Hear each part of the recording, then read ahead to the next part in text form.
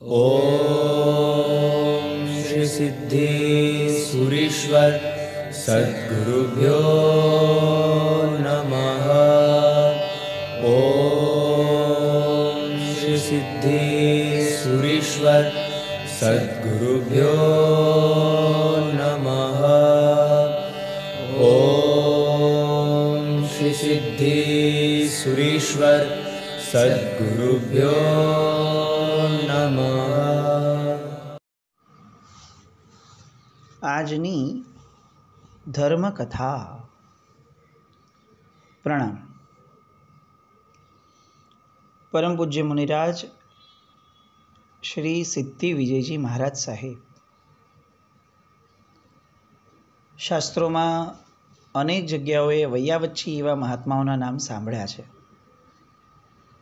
બાહુબલી બીજીનો પૂર્વભવ હોય, નંદીશેણ મુનિ હોય કે પછી અનેક નામો કે જે નામોનું વર્ણન સાંભળતા એવું લાગે કે કમાલ કરી દીધી આ લોકોએ મનુષ્ય ભાવમાં. પણ બહુ નજીકના ભૂતકાળની અંદર જેને આમ આપણે એવું કહી શકીએ કે ઓહો આ તો સાવ હમણાંની વાત કહી શકાય, એવા ભૂતકાળની અંદર બનેલી આ ઘટના અને સાહેબ દ્વારા બે મહાત્માઓની થયેલી વયાવચ. એમનું રોજનું શેડ્યુલ સાંભળ્યું હોય તો એવું લાગે કે સાહેબ પોતાની માટે કઈ રીતે સમય કાઢ્યો હશે એમણે.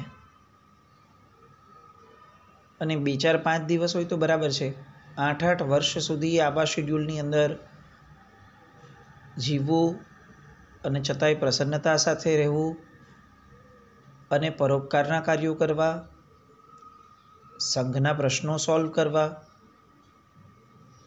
પોતાની સંયમ સાધના માટે જે આવશ્યક છે એ રીતના જ્ઞાનાભ્યાસમાં પણ આગળ વધવું, પ્રવચન વગેરે પણ ચાલુ રાખવા. આ બધી વસ્તુઓમાં એમ લાગે કે ટાઈમ મેનેજમેન્ટ જે છે એમાં કદાચ આ સિદ્ધિ વિજયજી મહારાજ સાહેબની જે ગ્રીપ હતી એ અનબિલિવેબલ હતી. અત્યારે ટાઈમ મેનેજમેન્ટ માટે આપણે લોકો કેટલા બધા પ્રોફેશનલ્સ લોકોના લેક્ચર્સ અટેન્ડ કરીએ છીએ, કન્સલ્ટિંગ કરીએ છીએ. મને ઘણી બધી વાર આશ્ચર્ય થાય કે આપણા પૂર્વપુરુષો એમના જીવનના દ્રષ્ટાંતો આપી અને આપણે આપણી પ્રજાને શા માટે એવું નથી કહી શકતા કે ભાઈ બીજે બારે ગોતવા જવાની જરૂર નથી, આમના દ્રષ્ટાંતોમાંથી જ આપણને કેટલું બધું શીખવા મળી જાય છે. આપણી પાઠશાળાઓ આવું ન શીખવે તો હવે આપણે બીજી કઈ જગ્યાએ અપેક્ષા રાખશું? સ્કૂલની અંદર તો આપણે આ અપેક્ષા રાખી શકવાના નથી. જે અત્યારની મોડર્ન સ્કૂલો આ દેશના લોકોના એક્ઝામ્પલ્સ પણ આપવા તૈયાર નથી. એની સંસ્કૃતિ, એના ગૌરવવંતા ઇતિહાસને પણ જે કોરાણે મૂકી દે છે, એ એજ્યુકેશન સિસ્ટમ પાસે આપણા મહાપુરુષો, આપણા ધર્મના, એમની વાતો વિચારવી તો ઇમ્પોસિબલ છે. તો હવે બચી કઈ સંસ્થાઓ કે જે આપણે ત્યાંના બાળકોને આવું કંઈક જણાવશે? એટલે પાઠશાળાની અંદર આવી બધી વાતો થવી એ બહુ કમ્પલસરી લાગે. આપણે ખરેખર સમય અનુસાર આવા બધા મહાપુરુષોને મોટા જો નહીં કરીએ ને તો આ મહાપુરુષો સાથે રહેલી પોઝિટિવિટીની ધારા એનાથી આપણે વંચિત રહી જશું. પૂજ્ય સિદ્ધિ વિજયજી મહારાજ સાહેબના જીવનમાં વૈયાવચનો જે આ ગુણ હતો એ ગુણ એની સાથે અનેક ગુણોના પ્રાદુર્ભાવનું પણ કારણ બન્યો હતો. સાહેબ રત્નસાગરજી મહારાજ સાહેબ માટે આટલા બધા ડેડિકેટેડ રહ્યા તો એ ફક્ત વયાવચ પૂરતું રહ્યું એવું નહીં, એમની માનસિકતાની અંદરમાં પણ એટલું બધું એ રત્નસાગરજી મહારાજ સાહેબ પ્રત્યેનું ગૌરવ અને જાણે એમનું ઋણ સ્વીકાર એમના મનમાં છવાઈ ગયું હોય એ રીતે સાહેબ પૂજ્યશ્રી માટે બહુ વિનીત અને બહુ આજ્ઞાંકિત બન્યા. 8 વર્ષ જેટલો સમય ગયો. જે સમયગાળાની અંદરમાં સાહેબ આ લોકોના આ બંને મહાત્માઓના વયાવચના કાર્યથી નિવૃત્ત થઈ શક્યા. બંને મહાત્માઓને સમાધિનું દાન થયું અને એના કારણે બંને મહાત્માઓ, ખરતરગચના મહાત્મા જે વચલા ગાળાની અંદર એમની વયાવચ માટે સાહેબ જોડાયા હતા તે, અને રત્નસાગરજી મહારાજ એટલી ઉત્કૃષ્ટ સમાધિ સાથે એમને દેહનો ત્યાગ કર્યો કે મનુષ્યપણામાંથી નિશ્ચિતપણે આગળની સદગતિઓ અને પરમગતિઓ બહુ નિકટતમ લાગે. અને આ બધામાં એક નિમિત્ત તરીકે પૂજ્ય સિદ્ધિ વિજયજી મહારાજ સાહેબનું યોગદાન એ ક્યારેય ન ભૂલી શકાય એવું હતું. સુરતના સંઘે, રાંદેર સંઘે પૂજ્યશ્રીના કાળધર્મ પછીથી એમના નિમિત્તે એક પાઠશાળા માટેની જગ્યા રાખી અને પાઠશાળા શરૂ કરવા માટેનું નક્કી કર્યું. એની પ્રેરણા આપનાર પણ પૂજ્ય સિદ્ધિ વિજયજી મહારાજ સાહેબ, એની માટે ફંડ પણ કરાવનાર પૂજ્ય સિદ્ધિ વિજયજી મહારાજ સાહેબ, એની વ્યવસ્થાની બધી જ મહેનત કરાવનાર પણ પૂજ્ય સિદ્ધિ વિજયજી મહારાજ સાહેબ. અને જ્યારે આ નામકરણની વાત નક્કી થવાની હતી એ ક્ષણે બધાએ નક્કી કર્યું કે જે રીતે પૂજ્ય સિદ્ધિ વિજયજી મહારાજ સાહેબે આ સુરતના સંઘોને ચોથા આરાના સાધુ ભગવંતો કેવા હશે એનો જે સ્વાદ ચખાવ્યો છે, એની જે ઝાંખી કરાવી આપી છે, એ જોતાં નિશ્ચિતપણે એવું લાગે કે આ પાઠશાળાનું નામ પૂજ્ય સિદ્ધિ વિજયજી મહારાજ સાહેબના નામથી જ આપણે રાખવું. સુરતના તમામ સંઘોની અંદર આ યુનેનિમસ નિર્ણય લેવાયો કે અમે જોયું છે કે આ સિદ્ધિ વિજયજી કેવી રીતે આ 8 વર્ષ એમણે કાઢ્યા છે, અને એટલી સ્વેચ્છાએથી, એટલા આનંદપૂર્વક, કોઈ જાતનું જાણે આ મજૂરી નથી, જાણે આ પોતાનો એક લાવો છે, એ એટલો ઉત્તમ ભાવ એ મનમાં પ્રગટાવી શક્યા. આપણે હોત તો આવું ન કરી શક્યા હોત. સિદ્ધિ વિજયજી મહારાજ સાહેબ સાથે ચર્ચા વિચારણા થઈ. સાહેબની ઘસીને ના, મારા નામનો પ્રશ્ન જ નથી આવતો. બધાએ કીધું સાહેબ તમારા નામનો પ્રશ્ન કેમ ન આવે, કારણ કે તમારા થકી જ આ બધું છે, આ આખી પાઠશાળાનો વિચાર બધું જ આપના થકી છે. અને ત્યારે સાહેબે બહુ મસ્ત વાત કરી કે જે સમાજ જીવંત વ્યક્તિઓને મોટા કરવાની આદતવાળો હોય ને, એ સમાજ ભવિષ્યના વ્યક્તિઓ માટે મૃતપ્રાય છે. બહુ જ માર્મિક વાત છે. આજે આપણને મોટા કરવામાં લાગી પડ્યા છીએ. મેં આ કર્યું, મને આ આવડે છે, મેં જીવનમાં આવું કર્યું છે. અને પરિસ્થિતિ ખરેખર એવી છે કે આપણી પાસે ભવિષ્યની પ્રજાને આપવા માટે શું છે અત્યારે? કંઈ જ નહીં. ભવિષ્યની પ્રજા યાદ કરી અને બદલાઈ શકે, પરિવર્તન લાવી શકે પોતાનામાં, આવું આપણા સૌના જીવનમાં અત્યારે શું? બહુ મિનિમમ. અને સાહેબનો આ શબ્દ બહુ ગજબ. ખરેખર તમામ વડીલોએ આ વાતને પણ ગાંઠે બાંધવા જેવી છે. યુવાનોએ તો ખરી જ, પણ આ બહુ મોટું એક લેસન છે. જીવંત વ્યક્તિને મોટા ન કરાય. જીવંત વ્યક્તિઓએ પોતે મોટા થવાની ખેવના પણ ન રખાય. સુસંસ્કૃત સમાજ એ છે કે જેમાં વડીલો જ મોટા થાય, જેમાં પૂર્વ પુરુષો મોટા થાય. અને એ ન્યાયથી સાહેબે નક્કી કરાવડાવ્યું કે જે ગુરુ ભગવંતે તમને આટલા વર્ષો સુધી નિશ્ચય આપી છે, એવા પૂજ્ય રત્નસાગરજી મહારાજના નામ હેઠળ જ આ પાઠશાળા શરૂ થશે. સુરતનો સંઘ સાહેબની આ નિષ્ફળતાની સામે ફરીથી નતમસ્તક થયો અને સાહેબ પાસેથી એમણે એક વચન માંગ્યું કે સાહેબ આપ વિહાર તો કરશો, ચોક્કસ આપણે કરવો પડશે આપે એટલે, પણ સાહેબ સુરતને એક લાભ એવો આપીને જજો, જીવનમાં એક આપજો એવો લાભ કે જેની માટે સુરત પોતાને બળભાગી ગણે. સાહેબ પાસે બહુ સરસ મજાનો જવાબ હતો. વર્તમાન જોગ, સાધુતાનો પર્યાયવાચી આ શબ્દ. જે રીતે વર્તમાન ઘડાશે એ જેવા યોગ મળશે એ રીતે કરશું. આપણી કોઈ ઈચ્છા નહીં, આપણો કોઈ આગ્રહ નહીં, આપણું કોઈ ભવિષ્યનું પ્લાનિંગ નહીં, આપણા મનમાં ભવિષ્ય માટેનો કોઈ વિકલ્પ નહીં. જ્યારે જે સમયે જેવો વર્તમાન હશે એવું કરશું. કેટલી રિલેક્સવાળી ભાવનાઓ. ઘણીવાર એવું લાગે કે પરમાત્માના શાસનની વાતોને જો જીવનમાં એના ઐદમ પર્યાય અર્થથી એટલે કે ઊંડાણથી જો સમજવાનો પ્રયત્ન કરીએ ને તો એ સુખ સિવાય કંઈ આપતી નથી. મોક્ષનું સુખ તો આપશે જ, એની કંઈ વાત, એનો કોઈ વિકલ્પ નથી. આજે પણ અહીંયા બેઠા બેઠા આ ભૌતિકતામાં પણ પરમાત્માના શાસનની વાતો એ સુખી બનાવવાનો માસ્ટર કી છે.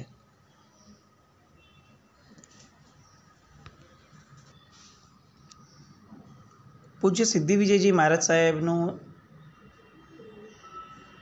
આ જીવન 8 વર્ષનું એ જેટલું વયાવચપૂર્ણ હતું એટલું જ એમનું મન જ્ઞાન પીપાસું પણ બનતું હતું. દીક્ષા લીધી એ પૂર્વેથી પાઠશાળાની અંદર જ જ્ઞાનની પીપાસાના સંસ્કારો પડ્યા હતા. અને એ જ્ઞાન પીપાસા એટલે ફક્ત કોરે કોરો સૂત્રનો સ્વાધ્યાય, સૂત્રને ભણવું એ નહીં. સૂત્રના અર્થમાં જવું, અર્થ દ્વારા એના રહસ્યને પામવું, એ રહસ્યની અંદર જે તત્વ કીધું છે એ તત્વને સ્વીકારવું. અને આખા પ્રોસેસને શાસ્ત્રમાં એક બહુ સરસ નામ આપ્યું છે, ઐદમ પર્યાય અર્થ.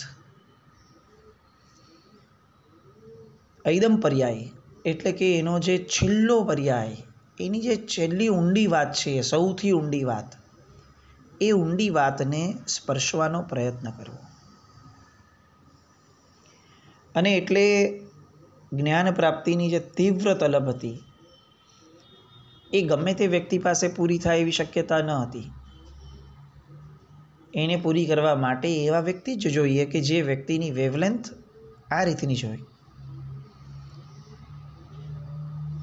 સુરતથી સાહેબનો વિહાર થયો. વિહાર થઈને સાહેબ વડોદરા પધાર્યા. વૈયાવચની સાધના જે છે એ હવે જ્ઞાન સાધનામાં ઓટોમેટિકલી પરિવર્તિત થવા લાગી. કારણ કે અંદરમાં તીવ્ર તલબ પડી હતી, તડપણ હતી જ્ઞાનાભ્યાસની. સુરતનો એક પ્રસંગ સાહેબના જીવનમાં મોસ્ટ પોપ્યુલર કહી શકાય. વડોદરાનો પ્રસંગ મોસ્ટ પોપ્યુલર. અને સાહેબના જીવનની વાત લઈએ ને જો આ પ્રસંગ ન લઈએ ને તો અધુરાશ લાગે. એને ફક્ત સાંભળીએ નહીં, હું એવી ઈચ્છા વ્યક્ત કરું છું કે આપણે એને વિઝ્યુલાઇઝ કરીએ અને પોતાની જાતને એની અંદર મૂકવાનો પણ પ્રયત્ન કરીએ. સાહેબ વડોદરાની બાજુમાં છાણી નામનું જે ગામ છે કે જે દીક્ષાની ખાણી કહી શકાય, જ્યાંથી ઘરે ઘરેથી દીક્ષાઓ થઈ છે એમ કહીએ ને તો પણ જરાય વધુ પડતું નથી એવું એ રત્નકુક્ષી માતાઓનું ગામ એટલે છાણી. એ છાણીમાં સમુદાયની મધ્ય બિરાજમાન હતા. છાણી એ વડોદરાથી 6 માઇલ એટલે કે લગભગ 9 કિલોમીટર જેટલું દૂર આવ્યું છે. વડોદરામાં રાજારામ શાસ્ત્રી નામના એક પંડિતજી હતા. આ પંડિતજી સંસ્કૃતના પ્રકાંડ વિદ્વાન ગણાતા, પ્રકાંડ વિદ્વાન.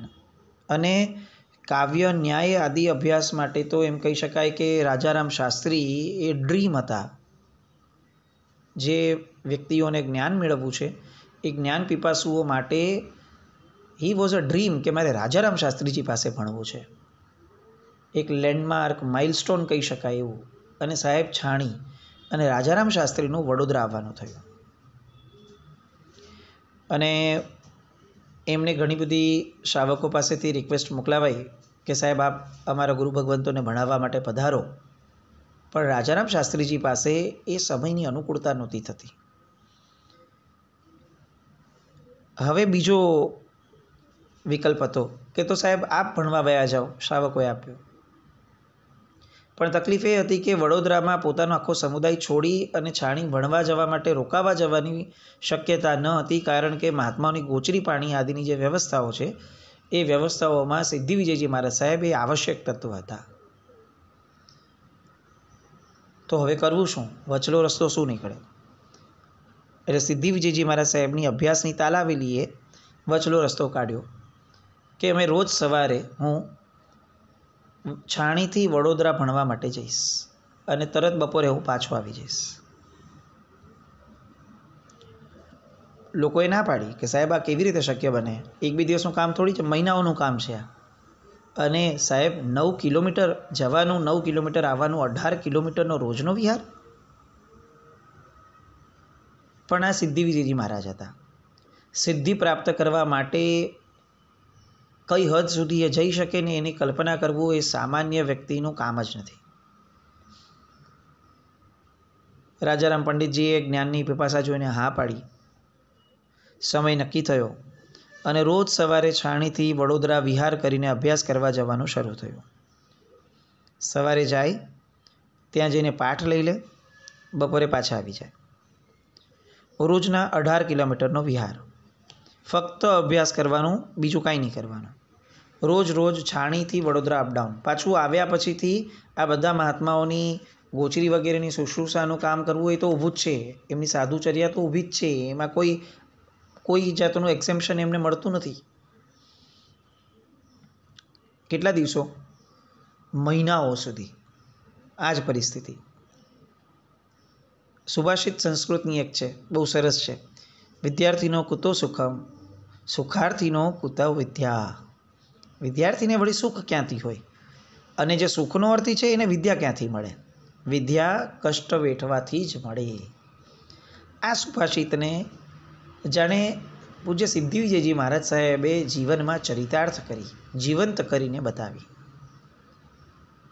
હવે થવા લાગ્યું એવું કે આ આટલા મોટા પ્રકાંડ વિદ્વાન એવા રાજારામ શાસ્ત્રીજી અહીંયાથી 9 કિલોમીટર ચાલીને પૂજ્ય સિદ્ધિ વિજયજી મહારાજ સાહેબ ત્યાં પધાર્યા હોય, પરંતુ આ શાસ્ત્રીજી પાસે તો બરોડા રાજ્યના લોકો, એમના ગાયકવાડ વગેરે શાસનના લોકો પણ ઘણા બધા આવતા, બીજા બધા પણ ઢગલાબંધ લોકો મળવા આવે.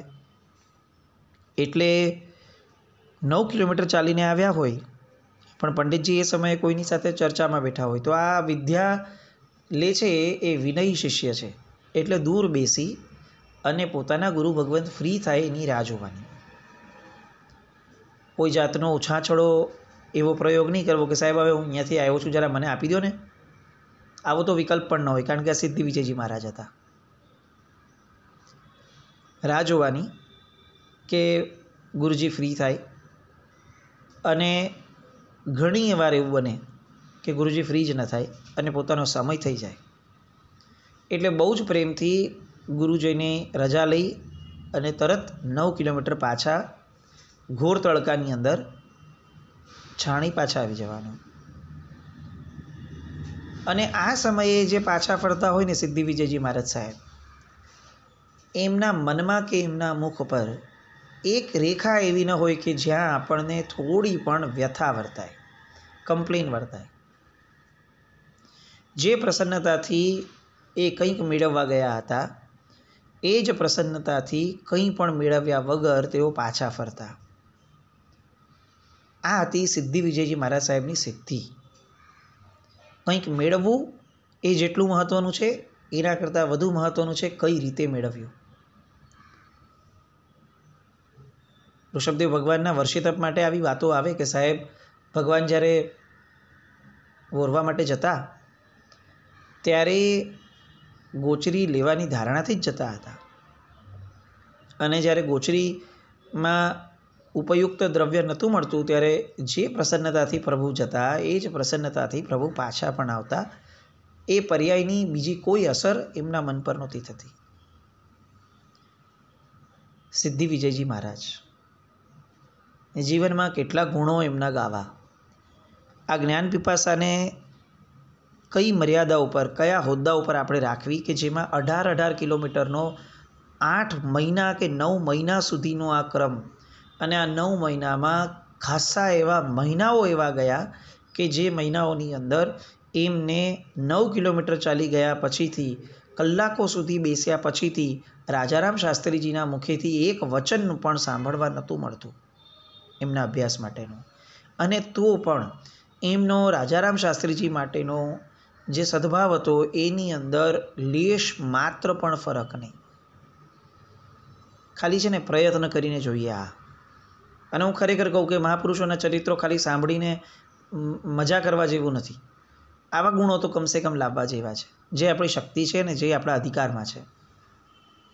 આપણું મન એ આપણા કંટ્રોલમાં રહેવું જ જોઈએ, અને રાખવા માટેના આલંબનો એટલે આ મહાપુરુષોના ચરિત્રો. 9 કિલોમીટર ચાલીને જવાનું, 9 કિલોમીટર ચાલીને પાછા આવવાનું, અને મેળવવાનું શું? તો કે ગુરુનો વિનય જે કર્યો એ. અને એનો આસ્વાદ કેવો? તો કે મનની પ્રસન્નતા અખંડ રહી એવો. નિષ્ફળ કોઈ જ ક્રિયા જતી નથી.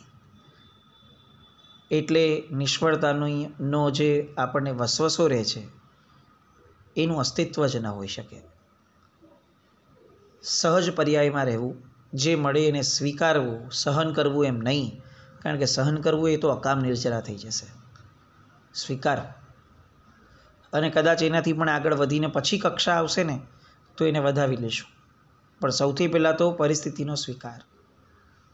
મને જે મળ્યું એ અન્યથા થાઓ, આવો મનમાં કોઈ વિકલ્પ નહીં. આવી ધારામાં કંઈક ને કંઈક અંશે આપણા જીવનમાં પણ શુભતા પ્રગટે એવા શુભ મંગળ ભાવ સાથે જીનકના વિરુદ્ધ કંઈ પણ બોલાયું તો મિચ્છામિ દુક્કડમ. જૈનમ જયતિ શાસન.